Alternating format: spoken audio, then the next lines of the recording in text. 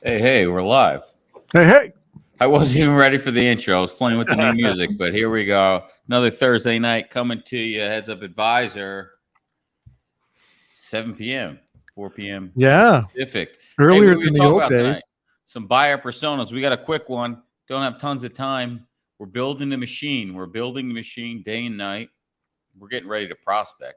And I got some good stuff coming. Maybe I'll have some of these consultants and experts that on the show that we did hire because they are phenomenal. Guys that send out millions of emails a month. I think they know what they're doing. I think they know how to write cold emails and get to the persona. And we're having them script up some ones for us. And my target is obviously you guys, right? Insurance advisors, guys and gals. This show sponsor, none other than Virtue Health, right? We're selling our self-funded program, our self-funded consortium. We'll bundle with the health plan, pharmacy, whatever you need, we're helping you with, right? You're our persona. Very simple from a broker standpoint because I was one. Still kind of act like one, help people close business, this and that. So it's easy to target my persona. It's only one.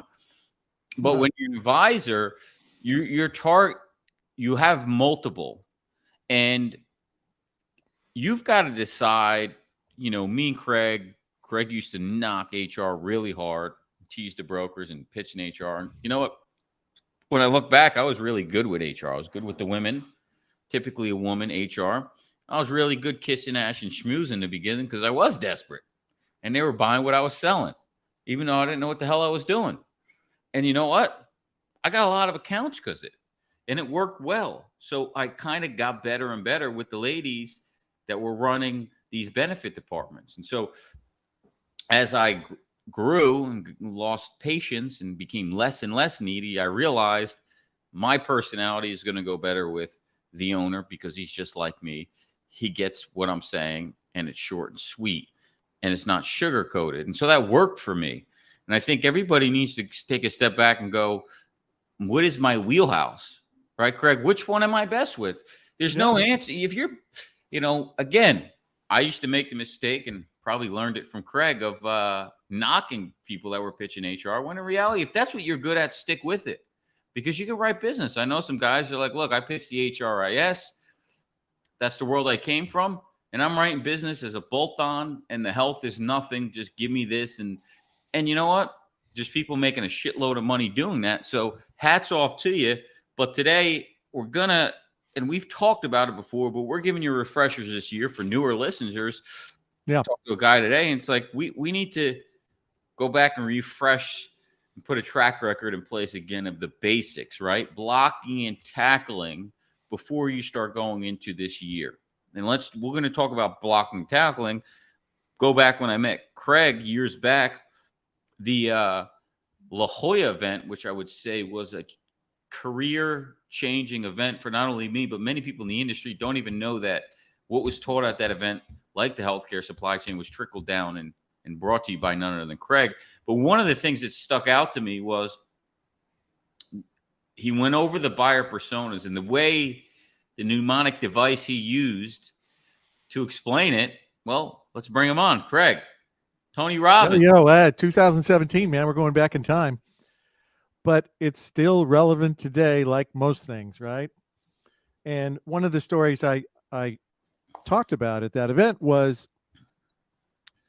Tony Robbins, right? Studying people in different industries that are successful and applying what they did well to, what our business is. And so that is a real good way to get better faster, is go to school on somebody else who's already successful doing the business. So Tony had a thing called the 6 human needs, which just resonated with me and it made perfect sense.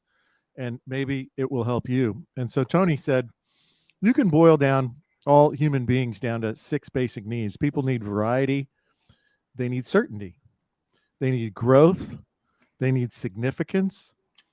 They need to make a connection and experience love, and they want to make a contribution.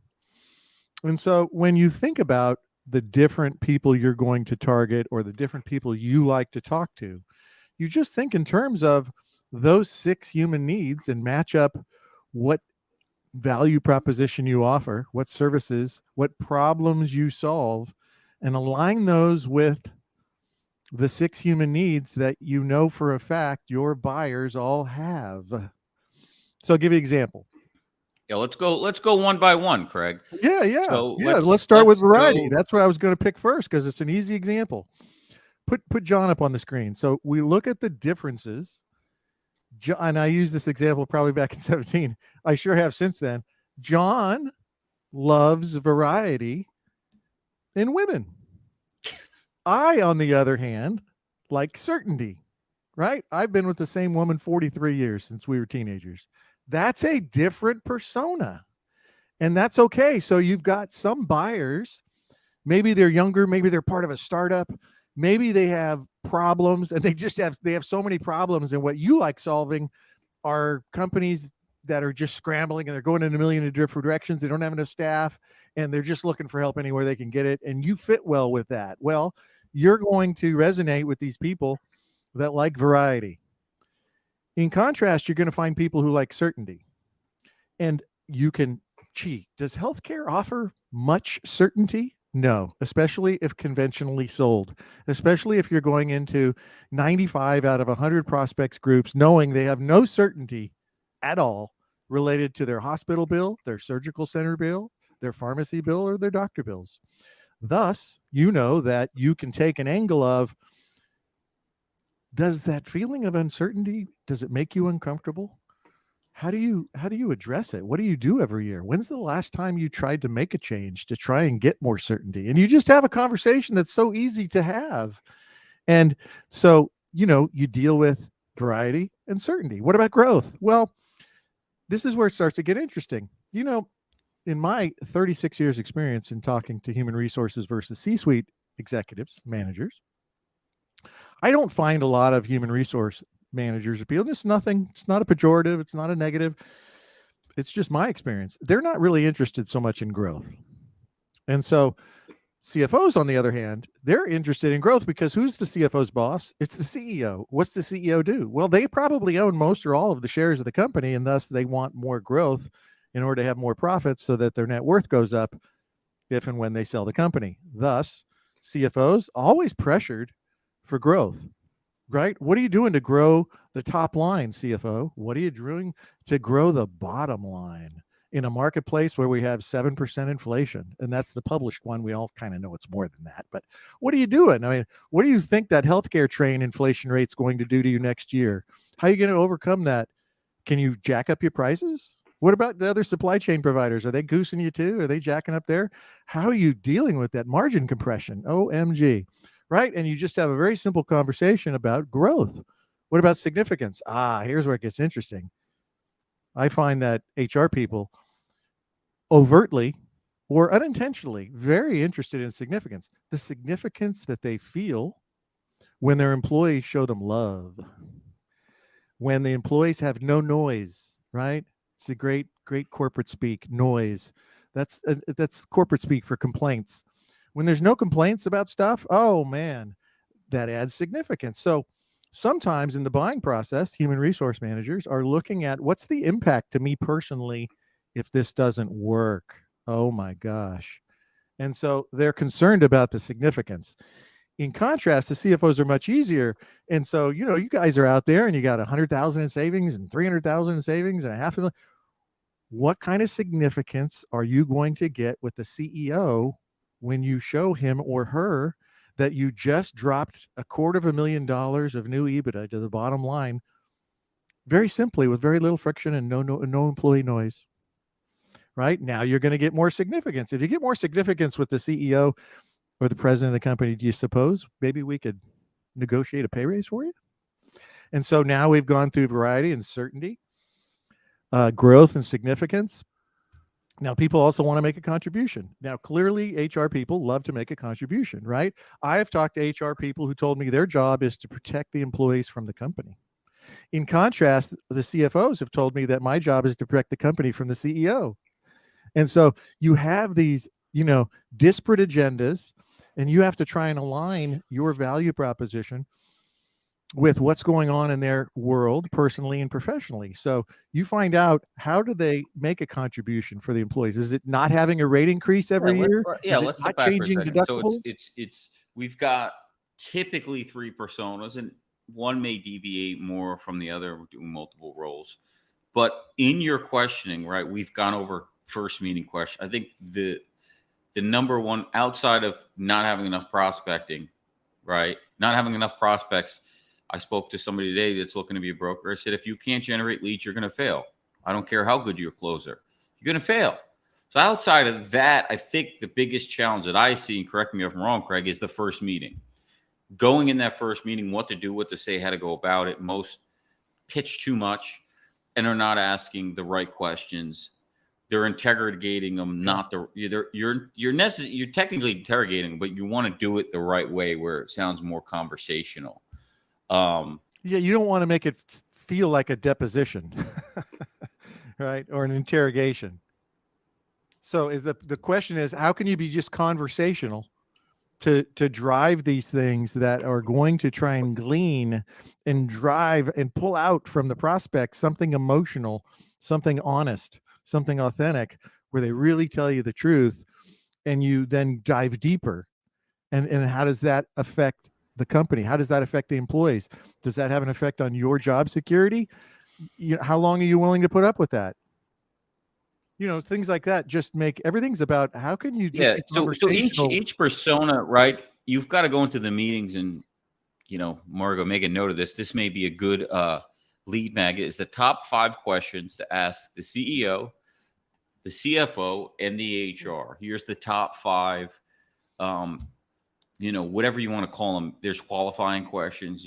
There's intelligence gathering, because the first meeting, that's what it is. As Belford would say, it's an intelligence gathering in the first meeting, which is partly qualifying the prospect. And so you've got to go into the meeting and look. As good as I thought I became, I still would take a white piece of paper and I would type up questions really tiny on there. And I would call it the ledge, that if I forgot something, I might go back to it. If I'd gotten stale in the meeting, if it was a tougher meeting, because, sometimes you're in those meetings, they don't say nothing and they're more difficult. They're more reserved. And you go, you know what? I got to pull something out of my ass right now. Yeah. And sometimes you can't remember a good one. So you have that there. And so, especially if you're newer, especially if you're not going on enough meetings. Now, when I was going on enough meetings, I might not use it. It was there, but I typically wouldn't use it because I was sharp. I was doing it all the time. But don't feel stupid to write down questions.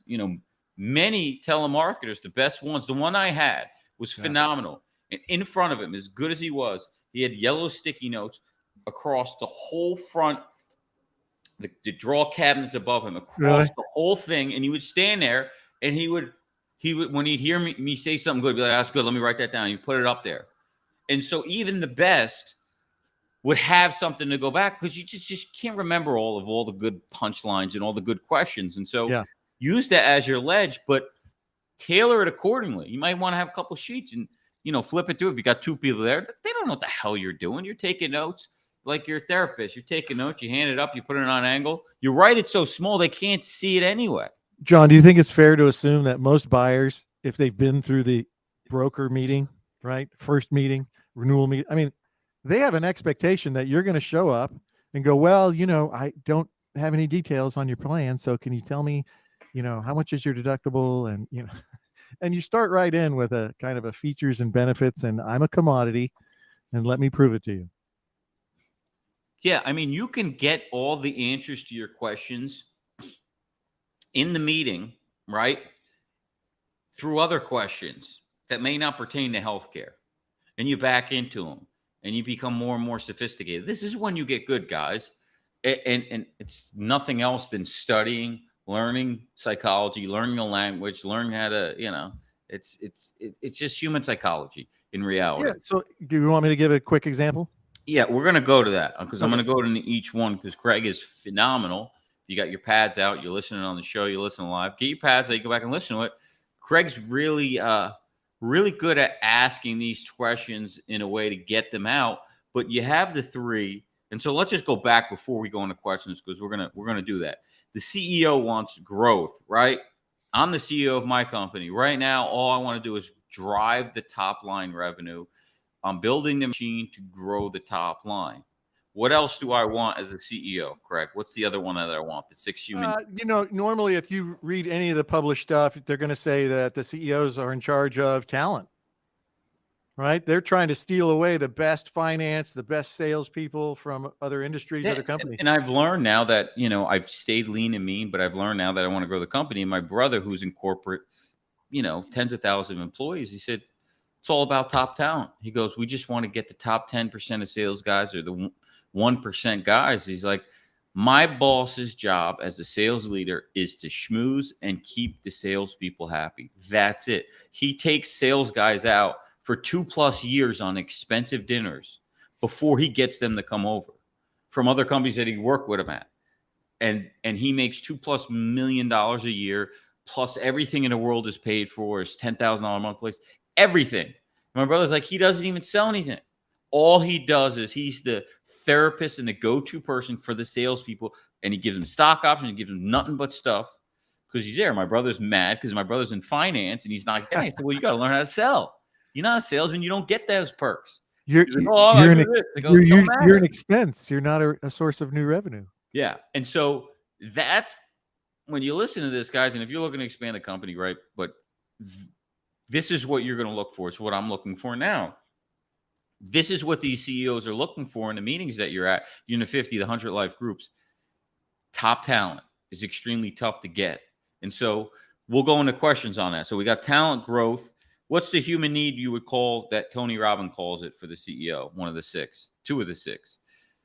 I'd say that the 2 that they want are growth and certainty. Certainty. Right. The certainty that they're pressured by is, what the hell you mean we have a loss? Right. When they're talking to the CFO, what do you mean we're not going to make any money? What the hell happened? Right. What about this? What about that? Who's letting the sales guy sell stuff with low margin? Who's cutting out all of our profit margins? Which of our vendors are grinding us? Yeah. So CFO wants certainty. What else does CFO want? The CFO wants certainty for sure, but the CFO now, you asked CEO last time. So the CFO wants certainty and significance. Okay. CEO more growth because they're the ultimate benefactor of growth. But you can get the CFOs, CFOs. Okay, let me just ask you a quick question. Do most CFOs care if the employees love them? Honestly, I don't think so. But HR people do. It's just the way life is. So the CFO knows that if the board of directors or the CEO or the president of the company is going to allow them to keep their job, it's because they're doing a great job managing the bottom line. HR, what do they want? They want love. They want love, and they want to make a contribution on behalf of the employees, protecting the employees from the company, the big bad company who shifts cost to the employees year after year, higher deductibles, higher premium contributions, higher copays, all that stuff. And so they're just there to, when it comes to healthcare, try to change as little as possible and keep the rate increases as low as you can. That's marching orders at most companies. So let's go over some questions. And so which one you want to start with? What personality you want to start with? There's some good, and you can give me generic, give me more generic ones, easier ones for everyone listening. And then you can go into more specific, but fire away and maybe tell us why you're asking that question, what you're hoping to gain from it. Put you on the hot seat here. As you've told people, brokers, lots of times, right? Do research before your calls, before you show up and throw up. Do research. So it's so easy. You're sitting down there with the owner. He's expecting you to jump into why the HSA is the best thing since sliced bread, right? But you don't do that. You sound different so that they look at you and go, I don't think I've ever had a conversation like this with a healthcare broker. Bingo. That's when a C-suite person is going to pay attention to you. So, hey, I was just reading in your industry journal. I was just reading, did you see the story about, 78% of CEOs expect a recession? What do you think is going to happen in your industry for your company next year? And then shut up. Let them talk. And they will tell you everything you need to do to go to the next question. And so it's like kind of picture like peeling an onion. So you start at the outside and you work your way in. And the more they tell you, the more you can query and go deeper on that and go, wow, that's fascinating. So you're in the 22% that thinks, we're not going to have a recession, things are going to go great. So how do you decide what to prioritize in growing the company? Right? Are you stealing people away? Are you going to merge? Are you going to buy? You got, a pile of money sitting in the bank. What are you doing? See, I don't talk about healthcare. We'll get to that at the very, very end. Because if you lead with it, they'll tell you, oh, you need to go talk to Sally. That's who I pay to manage healthcare. So you have a business conversation. Well, this is very basic. You don't have to be a economics major. You're just talking to them. So, I mean, that's how to do it, John, for a CEO or president of a company. Does that sound simple? Simple enough. CFO. Let's stay in the C-suite. Yeah. So CFO, I read this, I read that, I saw this, I saw that. Your industry, business as usual, Wall Street Journal, Forbes, PwC, KPMG, EY, saw this survey, right? Margin compression. Everybody's profit margins are getting squeezed because of the inflation. Does that really impact your business? Because I read a story about the steel ball bearings journal, and it said that 78% of companies had negative profit margins in calendar year 2022. What did it look like for you? And so you're talking to them about things that they care about: profitability, profit margins, and then ultimately you can. So lines of credit. The bank, boy, have they? Mortgage rates have tripled. Now they come down a little bit now in the last couple of months, but what happens to lines of credit at the bank? I mean, the CEO's got personal guarantees. So what is the top two things that are eating up your margin? Oh, your supply chain and healthcare. Wow, fascinating. I hear that like every day, right? So how involved are you with the healthcare decision? Because it's fascinating that the healthcare budget, if you take payroll, healthcare is usually number 2, maybe number 3 as an operating expense, or what I would call, because you're self-insured, it's your second business. It's not always, you don't always perceive it that way. You look at it as an operating expense, but honestly, if you're self-insured, you are an insurance company. And sadly, a lot of CFOs aren't even involved in running the second largest operating unit of their company. And so what's it look like here? Who does it? How are the decision made? Who's involved? What do you do? How often? Are you going to get more involved? Would you like to get more involved? What if you could create certainty around that budget? What's the budget been like for the last 3 years? What if you could claw back those lost profits over the next 24 to 48 months using strategies that have proven successful at other companies that we work with?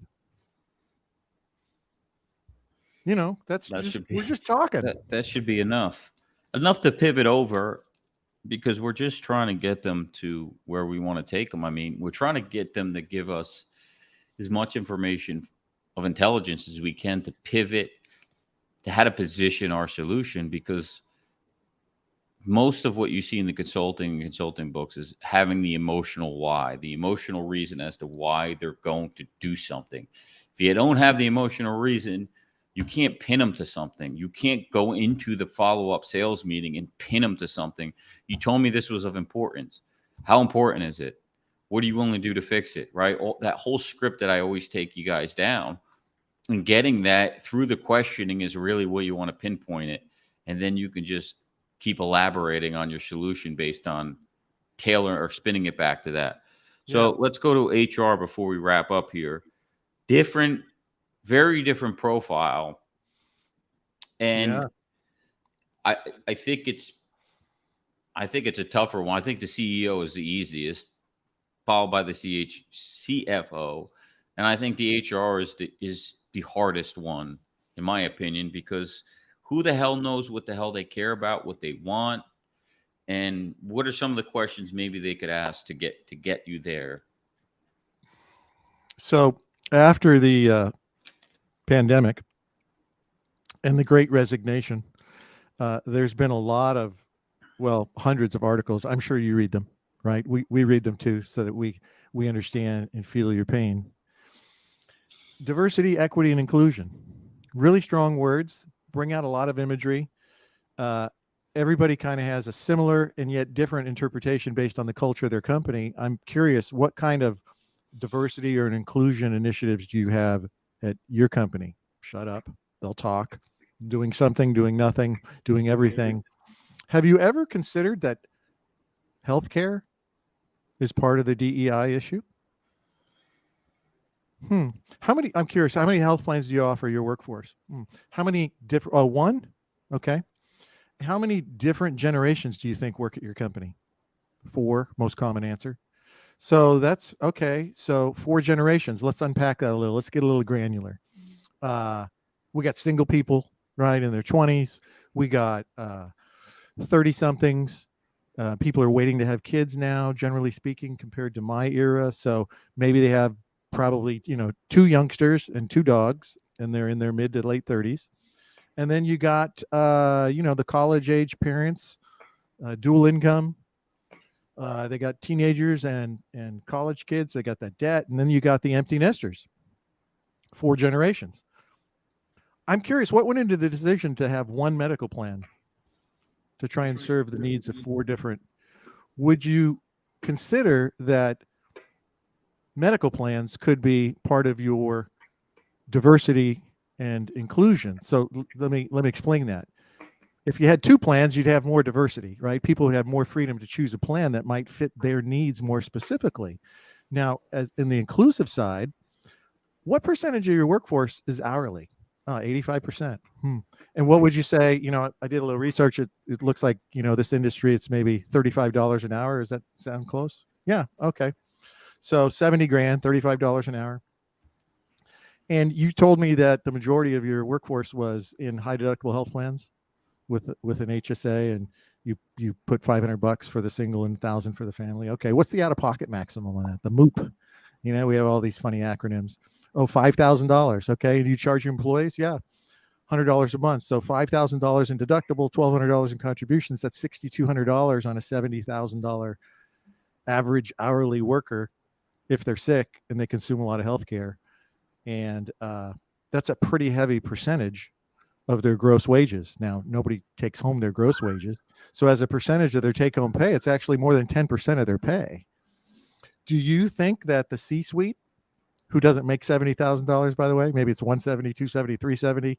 So the amount that they pay, it's insignificant relative to what they make. Do you think they're sensitive to the fact that the majority of their workers, if they're sick, are paying more than 10% of their take-home pay in out-of-pocket expenses?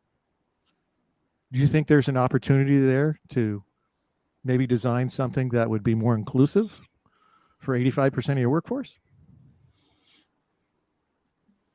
What about ones conversation track? What about ones where you want to see how involved they are?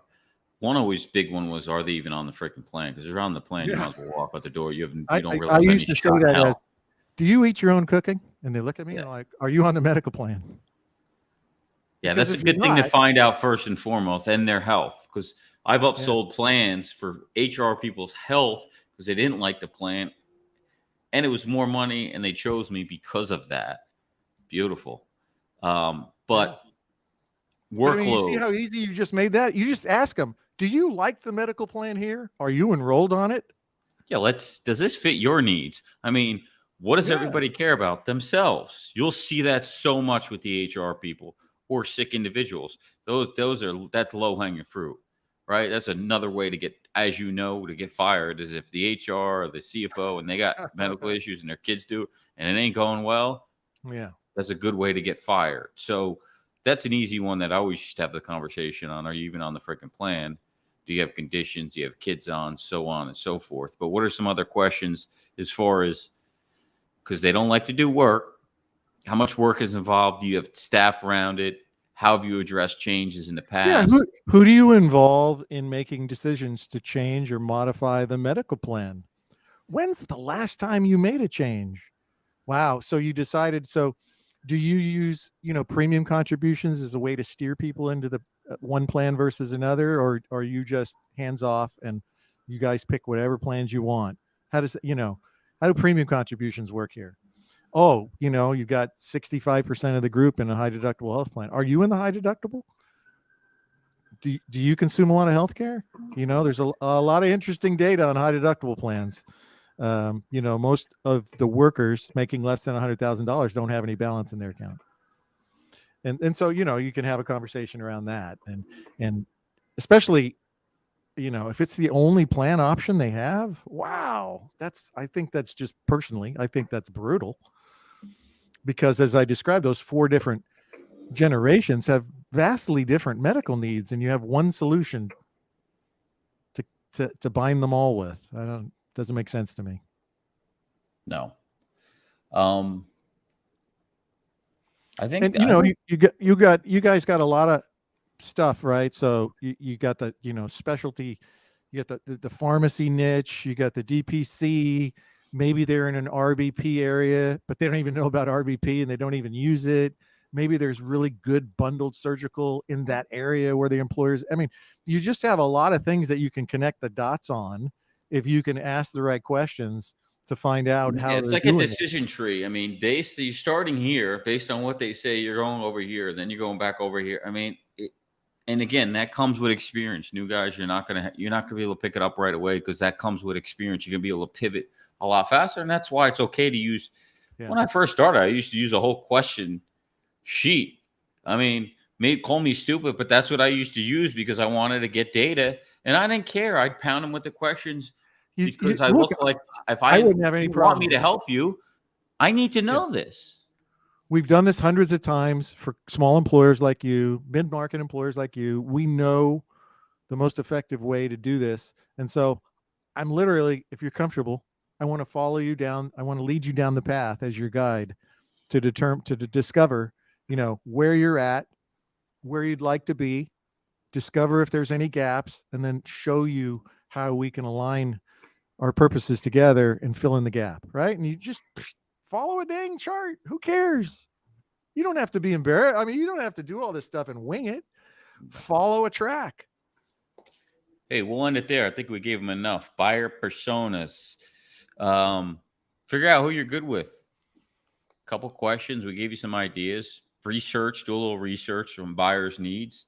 And I think you'll be in good shape, better shape in those meetings. But make sure you get the first meeting right. Don't waste those opportunities because the hardest thing to do is get meetings. It's not close them, it's get the meeting. And so that's the story to success right there, is getting meetings. But getting better in the meetings is where you get uber successful. So we'll end it up there. Thanks for joining us. As always, Heads Up Advisor every week, 7 p.m. Eastern, 4 p.m. Pacific time. And we'll see you next time, ladies and gents. Happy hunting. Have fun tonight.